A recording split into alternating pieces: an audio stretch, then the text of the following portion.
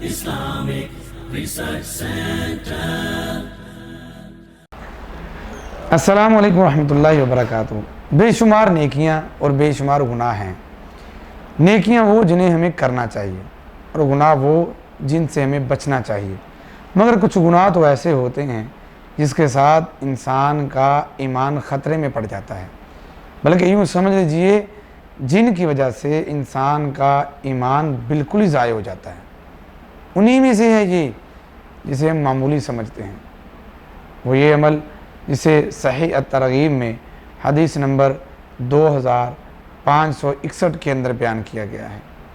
رسول اللہ صلی اللہ علیہ وسلم نے ارشاد فرمایا، اگر کوئی شخص خود تو پیٹ بھر کر کھائے، آرام کی نیند سو جائے، اور اس کا پڑوسی جو بھوکا سوئے اور اس شخص کو اس کا علم بھی ہو، اسے پتہ ہے یہ بندہ بڑا ماڑا ہے، یہ کمزور ہے، اس کا سورسز آف انکم کسی وجہ سے بھی ڈاؤن ہو چکا ہے، اور یہ بچے ہیں اور یہ بھوکا سو رہا ہے، آپ نے فرمایا اس کا گناہ کیا ہوگا اور اس کا وبال اس پہ کیا پڑے گا؟